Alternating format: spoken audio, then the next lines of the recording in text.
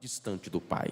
E o que aconteceu nessa terra distante? O que acontece quando estamos distante do Pai? O que acontece quando estamos distante da vontade do Pai?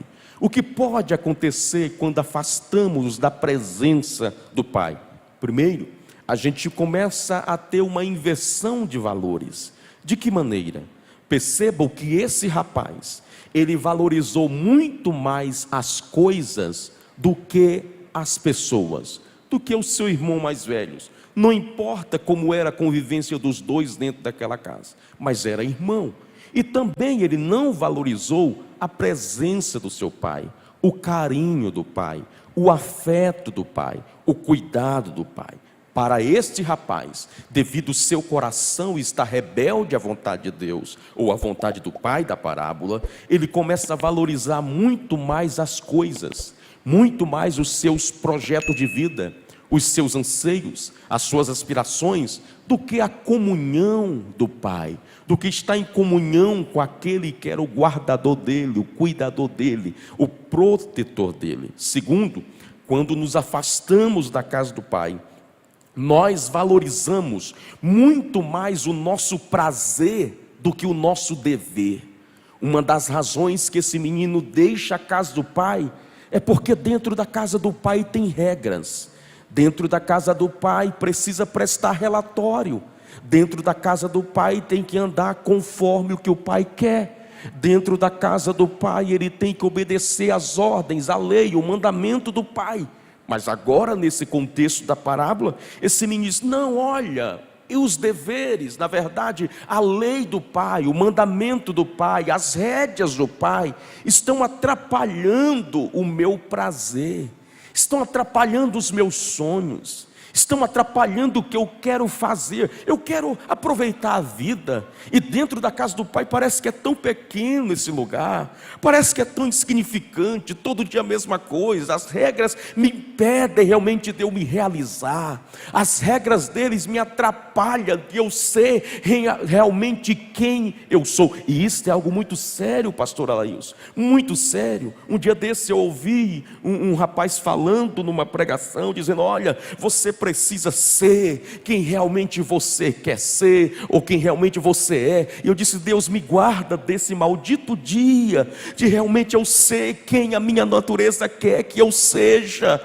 porque a minha natureza caída não quer as coisas certas, a minha natureza caída não quer adorar a Deus, a minha natureza caída não quer buscar a Deus. Então eu preciso mortificar, como Paulo falou, a minha velha natureza, para que eu acorde, desperte para a vontade de Deus. Porém, este rapaz da parábola aqui percebe que todo esse cuidado do pai, que as regras, os mandamentos, as leis, o juízo do pai estavam atrapalhando, e ele diz: eu preciso valorizar mais o meu prazer do que os meus deveres dentro da casa do meu pai.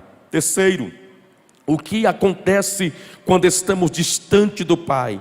Valorizamos mais as paisagens distantes do que a bênção da comunhão. Ele não conseguiu valorizar a comunhão que ele tinha com o pai. Ele começou a observar as paisagens distantes, e é um perigo, irmão, quando a gente se encanta com as paisagens que estão muito distantes da nossa realidade, e nós criamos uma caricatura do que é ser feliz, e nós criamos uma caricatura do que é prazer de verdade, e a gente pensa: não, dentro do redil, dentro do aprisco, dentro da casa do pai, é impossível ser feliz. Parece que a felicidade está além da fronteira da casa do pai, e as paisagens lá fora começam a encantar os nossos olhos. Vocês lembram quando teve a discussão entre os pastores das ovelhas de Abrão com os pastores das ovelhas de Ló? Vocês lembram que os dois chegam à conclusão que não dá mais para caminhar juntos, e Abraão disse: olha, para onde você quer ir? Porque se você escolher a direita, eu vou para a esquerda, se você escolher a esquerda, eu vou para a direita. E a Bíblia diz que este Ló, olhando para as campinas, disse assim: olha, parece as campinas do Jordão, é bonito, O lado de Sodoma e Gomorra é tão bonito e aparentemente é um lugar fértil, aparentemente é um lugar que traz a bênção. Então é um perigo quando a gente se encanta com as paisagens do mundo que estão além da fronteira da casa do Pai. E convenhamos, e acho que você vai concordar comigo, tem muita gente encantado com as paisagens lá fora. Tem muita gente encantado com aquela caricatura que o inimigo pinta do que é realidade, do que é felicidade, do que é prazer. Então percebam, longe do Pai há uma inversão de valores. Longe do Pai nós valorizamos mais o prazer do que o dever. Longe do Pai nós nos encantamos com as paisagens que na verdade é apenas uma caricatura do que é felicidade, não é realmente a verdadeira paz e alegria. Mas é interessante que quando esse menino decide sair da casa do pai, que ele pega os seus bens e parte, vai embora, ele vai descobrir algumas coisas. O que é que ele descobriu quando estava distante do pai? Quando estava longe do pai? Primeiro, ele descobriu que as bênçãos materiais, elas não são eternas. Ele pensava que o dinheiro, a posse da herança duraria para toda a vida, e ele viveria bem, eternamente bem, porque tinha recebido a sua herança. Mas o texto bíblico diz que ele gasta de forma dissoluta. A ideia dessa expressão dissoluta quer dizer que ele gasta sem regras, sem cuidado. Ele vive e ele vai gastando sem cuidar daquele dinheiro que ele tinha. Então a primeira coisa que ele aprende e que ele descobre quando estava longe do pai é que as bênçãos materiais, elas não são eternas. E a gente percebe isso de forma muito clara quando estudamos o livro de Eclesiastes. Alguém disse um dia que o livro de Eclesiastes é o livro mais depressivo da Bíblia. Parece que a gente começa a ler e vai entrando dentro de um buraco, um lugar escuro, porque Salomão começa a pintar um mundo que não tem cor. Ele diz, nada é bom. Ele diz, construir. Não, isso não traz alegria. Festejar. Até do riso diz, está louco. Então parece que Salomão está pintando um mundo assim, muito sem cor. Não há cores no mundo que Salomão está pintando para o leitor. E parece que Salomão está dizendo que nesta vida que nada traz alegria, nada traz prazer. Mas na verdade não é isso que Salomão está dizendo. Salomão apenas está chamando o leitor para fazer uma comparação entre as bênçãos materiais e a eternidade. Ele está dizendo que tudo que nós conquistamos aqui, edificamos aqui, construímos aqui, adquirimos aqui, é nada comparado à eternidade com Deus, comparado ao prazer de estar para sempre ao lado de Deus, vivendo eternamente com Deus. Então este rapaz descobre de forma trágica, dolorosa, que as bênçãos materiais, elas não são eternas. Segundo, o que esse rapaz aprendeu longe do pai? Ele aprendeu que existem amigos e existem aproveitadores. Distante do pai, ele descobriu que existem amigos de verdade e que existem bajuladores, aproveitadores. O amigo permanece na crise, o amigo permanece na hora da dor, o amigo permanece na hora da aflição. O amigo permanece quando a crise financeira se instala. O amigo permanece quando a enfermidade chega. Os aproveitadores não. Os aproveitadores ficam quando o convite para o churrasco está pronto. Os aproveitadores aparecem somente quando a conta bancária está equilibrada, quando a saúde está bem, quando o riso está de um lado ao outro.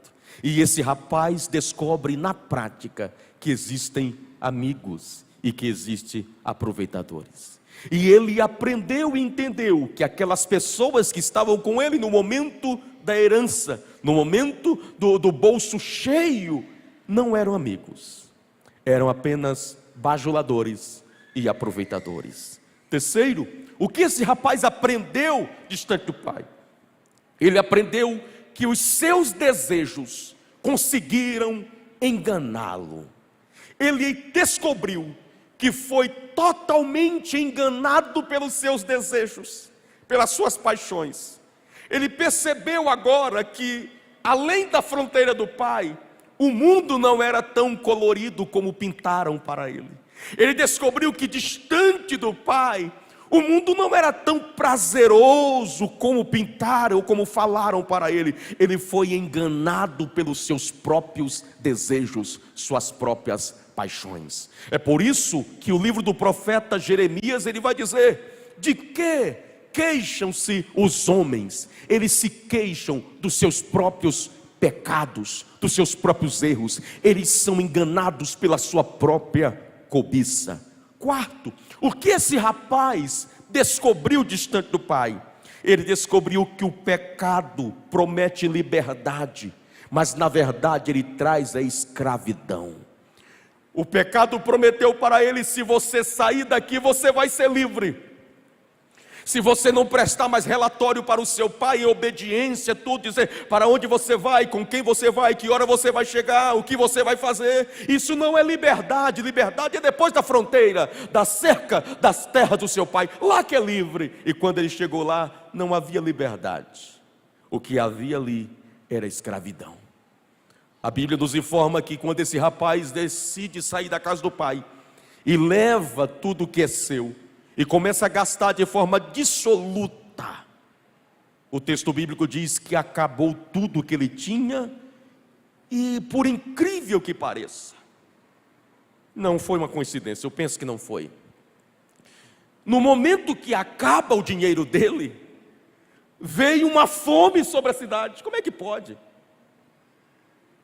É por isso que a Bíblia fala assim, que um abismo chama outro abismo. Tem momento que a pessoa está no buraco, e em vez de ele gritar, ele vai cavando mais ainda. Ele não consegue sair de lá. E o texto bíblico diz que veio uma grande fome. E agora vem a terceira parte desta parábola. Primeiro, longe do pai. Segundo, pensando no pai. O que ele vai pensar? Primeiro, ele começa a caçar os amigos. Lembra os amigos da farra? Lembra os amigos que estavam com ele na hora da festa, das amizades? Ele procurou e não achou nenhum.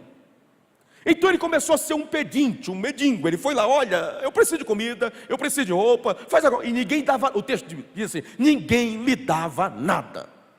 Ele disse: não, eu não tenho força para trabalhar, então vamos fazer um negócio. Foi procurar emprego. E a Bíblia nos informa que um cidadão da cidade disse: olha, o único lugar que tem um emprego aqui é para você cuidar dos porcos. Imagine isso para um judeu, que o porco é uma maldição, que era proibido nas terras de Israel, porcos pisarem. Aí o povo tinha como é que chama? Um jeitinho, não um jeitinho brasileiro, mas um jeitinho judeu. O que eles faziam? Se o porco não pode ser criado na terra, vamos fazer uns tablados aqui de tábua e criar ele em cima. Pronto, estamos praticando a lei do mesmo jeito. Era um jeitinho, não brasileiro, mas judeu. Então eles dizem: olha, eu sei que você é um judeu, mas a única forma de você não morrer de fome é você vir trabalhar aqui e cuidar dos porcos. E nesse momento que ele está lá cuidando dos porcos, ele com bastante fome, olhou para o alimento dos porcos e não comeu, como um pregador um dia disse. Um pregador disse: olha, e ele comeu. Não, o texto não diz isso. O texto diz que ele desejou, não comeu. Desejou comer da comida dos porcos. E nesse ato de fome e desejo, ele começou a pensar no pai.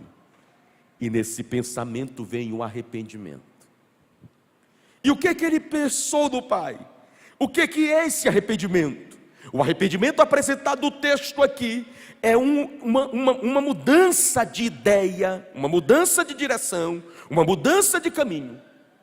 O que nós aprendemos desse pensar no pai aqui é que a gente precisa despertar da loucura de viver longe de Deus. Alguém precisa despertar da loucura de pensar que é possível ser feliz longe de Deus, que é possível sorrir de verdade alheio de Deus. E esse menino começa a pensar. E é interessante que enquanto ele pensava no pai, ele descobriu algumas coisas. Primeiro, ele mudou de ideia sobre si e sobre a sua condição. Ele reconheceu, ele admitiu que tinha errado, quando ele falou: pequei contra os céus e pequei contra o meu pai. Lembra? E quando ele estava na casa do pai, tupetinho, saltinho alto, falando do pai no mesmo nível, quem manda sou eu, e aqui é assim mesmo, e eu tenho direito. Agora ele mudou a ideia. Ele está cabisbaixo pensando: sou pecador. Pequei contra os céus, lembrando que a expressão céus é pequei contra Deus, e pequei contra o meu pai. O que acontece? O que ele descobre? Enquanto está pensando no pai, ele descobre que o pai era um homem bom e generoso. Ele disse: meu pai não é mau, meu pai não é perverso porque ele coloca regras dentro da casa dele. Meu pai não é perverso porque eu tenho que prestar relato. Não, meu pai é bom porque até os trabalhadores têm pão em abundância. Se ele cuida dos trabalhadores, como ele não cuidaria de mim? Então meu pai é um homem bom e um homem generoso. É interessante quando nós olhamos para esse texto aqui. Se esse rapaz, o texto acabasse aqui, ele pensando e cogitando estas coisas, ele falando: meu pai é bom, na casa do meu pai tem abundância. Se o texto acabasse aqui, isso não seria arrependimento, isso seria remorso. Se o texto findasse aqui desse menino pensando: na casa do meu pai é bom, realmente eu errei, realmente eu falhei, realmente eu fiz o que era errado. Mas se o texto parasse aí, não seria arrependimento, seria um remorso. Arrependimento gera mudança, remorso gera apenas aflição de espírito. Arrependimento traz vida, remorso faz alguém tirar a vida. E esse rapaz não fica só no campo da imaginação pensando, mas então ele parte para o terceiro ponto. Qual é o terceiro ponto da parábola? Primeiro, longe do pai. Segundo, pensando no pai. Terceiro, reencontrando com o pai. Ele pensa e agora ele decide: levantar-me-ei e irei ter com meu pai. Aí ele começa a ensaiar a fala. Ele constrói um enredo. Eu vou falar de jeito. Como é que você vai falar? Pai, quando eu vi ele falar assim: pai, eu pequei contra os céus, pequei contra ti, já não sou digno de ser chamado teu filho, mas me receba como um dos teus trabalhadores. Ele decide ir. E é interessante que nesse reencontro com o pai, nós apresentamos que o arrependimento verdadeiro, ele gera alegria, ele gera festa, ele gera regozijo. Todo recomeço precisa acontecer a partir de um primeiro passo. E o primeiro passo apontado no texto aqui não é dado pelo jovem, não. Por mais que ele diga: levantar-me e irei ter, não. O primeiro passo é dado pelo pai. De que maneira? Das lembranças que estão impregnadas dentro do coração do rapaz. O pai era tão bom, o pai tratava bem esse menino, o pai cuidava tão bem desse menino, que mesmo ele indo embora, as lembranças do pai estavam dentro do coração dele, dentro da mente dele, dentro da lembrança dele. O que nós aprendemos aqui? Primeiro, é que o amor do pai estava intrinsecamente dentro do filho. O que nós percebemos desse reencontro é que o texto diz: e o pai, vendo-o de longe. A ideia do texto é que o pai está na expectativa que a qualquer momento esse menino vai voltar.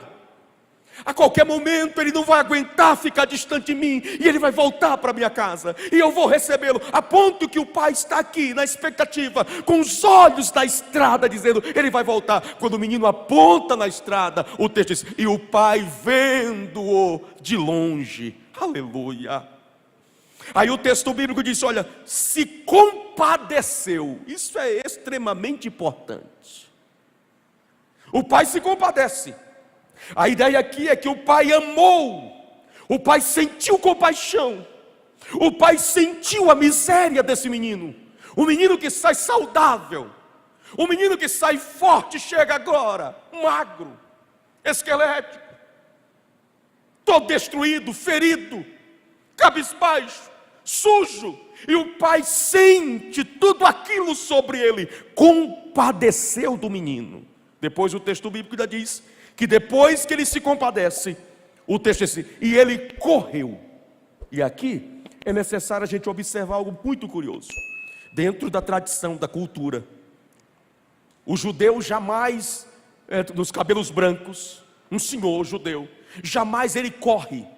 Não é por causa da questão física, é porque é uma desonra um velho correr. É vergonhoso um velho sair correndo. Mas no texto aqui, este velho pai não se importa o que as pessoas vão pensar dele.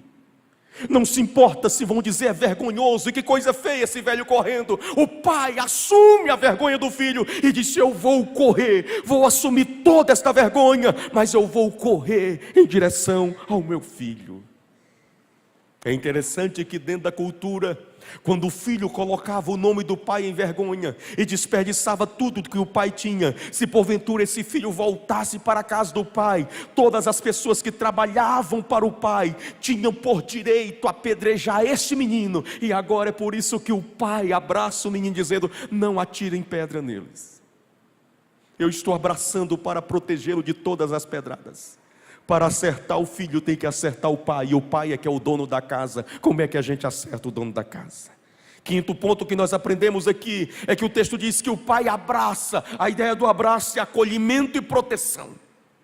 E este acolhimento e a proteção do pai vai cada vez mais apertando o coração desse menino. E esse menino vai dizendo: poxa, eu fiz tudo errado, eu denegri a imagem do meu pai, eu pisei na honra do meu pai, e olha a forma que ele faz comigo. Ele me abraça, ele me protege, ele cuida de mim. E não somente isso, o pai não só compadece, corre e abraça, mas o texto diz que o pai o beijou. Este é um gesto de amizade, intimidade e de honra.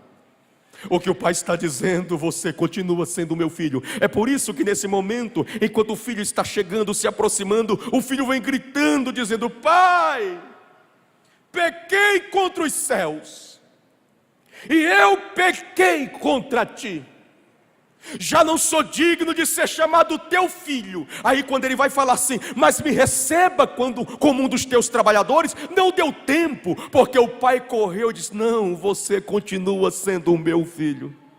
Aleluia, oh glória a Deus. Você estava distante, mas você continua sendo o meu filho. E ele beija ele. Aleluia, louvado seja o nome do Senhor. O que o pai faz com aqueles que se arrependem? O que é que o pai fez com esse rapaz? O texto diz: olha, tragam por favor a melhor roupa, tragam também um anel, e tragam também sandália para os seus pés, e vamos fazer um banquete. A pergunta é: este menino, quando foi embora da casa do pai, ele levou tudo que era seu.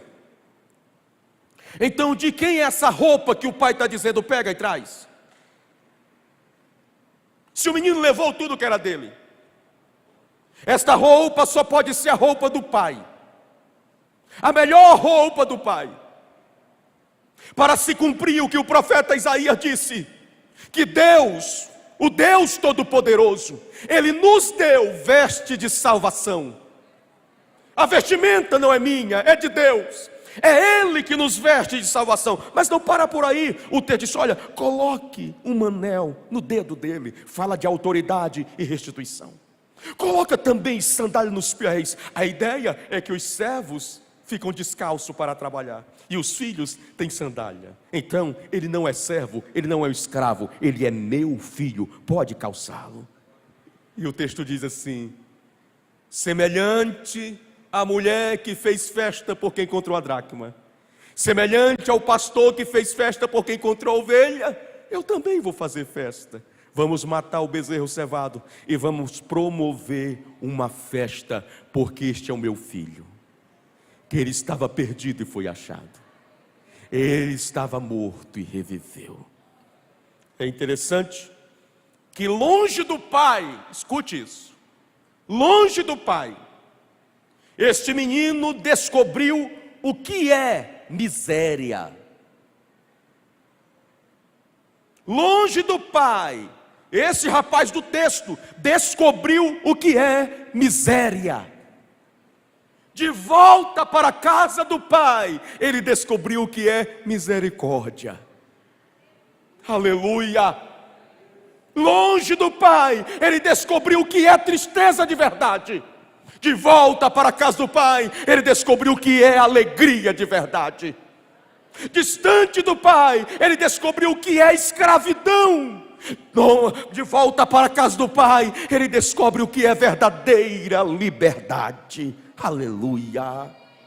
É interessante que há um paralelo aqui entre a história deste rapaz e a vida de Jesus Cristo. Precisamente uma afirmação que ele fez. Lembra quando Jesus falou assim: eu sou o caminho, a verdade e a vida. Explica tudo o que esse rapaz está vivendo. Para o perdido, Jesus é o caminho. Para o ignorante, ele é a verdade. E para aquele que está morto, ele é a vida. A história é magnífica ou não é, irmão? A história é sensacional ou não é? Mas a história desse pródigo é a nossa história. Um dia, nós estávamos dentro da casa do Pai. Aonde isso, irmão Santiago? Lá no Éden. O Éden, nós estávamos dentro da casa do Pai, no lugar de delícias, no lugar de prazer, mas representado no casal. Nós decidimos dizer: não é bom aqui o Éden. E nós estamos estudando isso na Escola Bíblica Dominical. E foi falado muito bem nas lições anteriores, que ao contrário dos outros lugares que Deus diz: haja, haja, haja, no Éden diz que Deus planta. Deus vai lá e coloca a mão no arado. Deus vai lá e suja, numa linguagem coloquial, entenda por favor, Deus suja as suas unhas com o barro do Éden. E Deus começa a cavar e colocar as sementes para plantar um jardim para o homem, para a humanidade. Mas este homem, que representa toda a humanidade, disse assim: não é bom o Éden.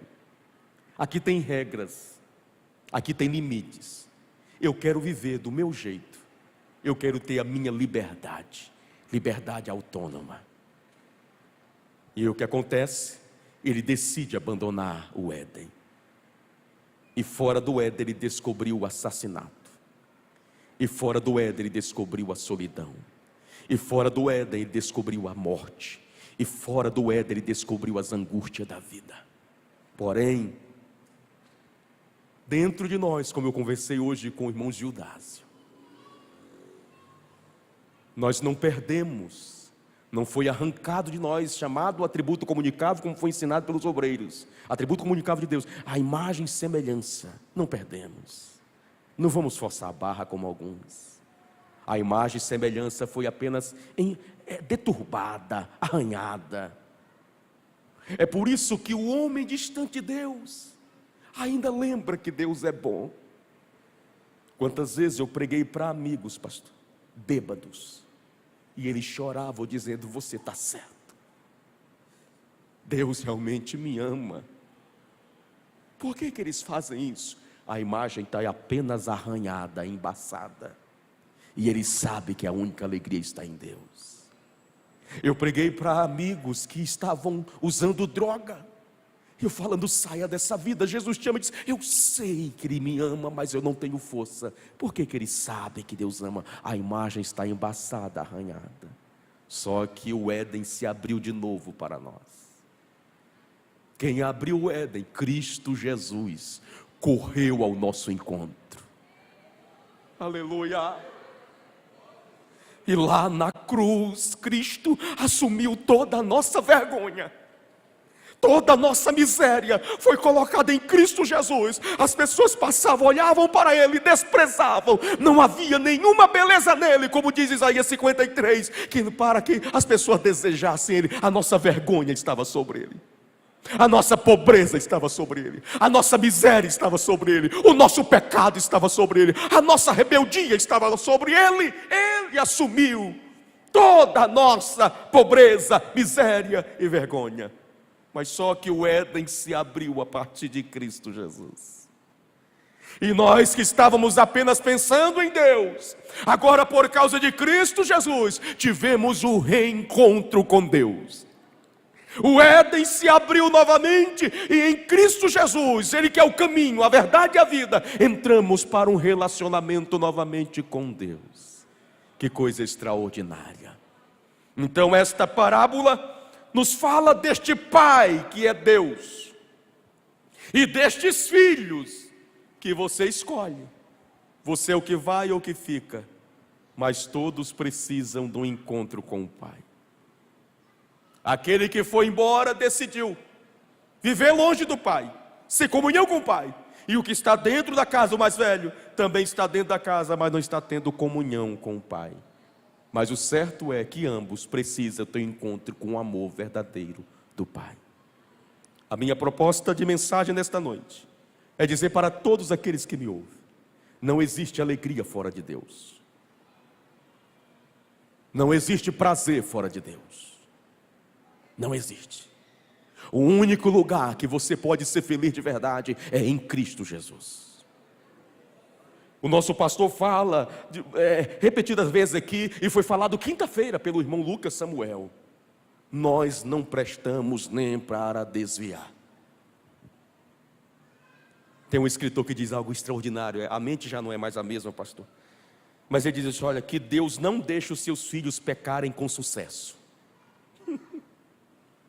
Deus não deixa os seus escolhidos pecarem com sucesso. Tem hora que Deus chega e diz: basta. E o basta é porque Ele te ama e não vai te perder.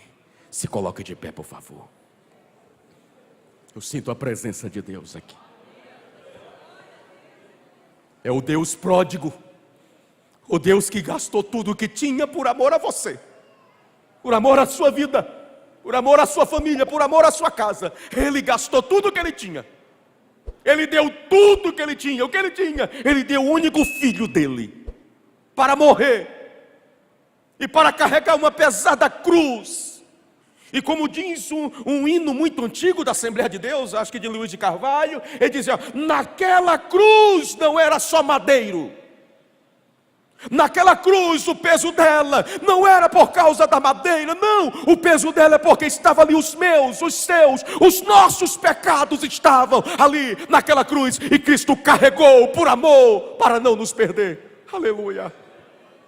E você que chegou aqui nesta noite cogitando na alma, pensando que o prazer está lá fora, alguns amigos estão pintando para você uma ideia de vida sem Deus. Eu quero lhe dizer: o único lugar que você pode ser feliz de verdade é na presença do Deus Todo-Poderoso. Ele é a nossa alegria, Ele é a sua alegria, Ele é a sua esperança, Ele é a verdadeira paz. É em Deus.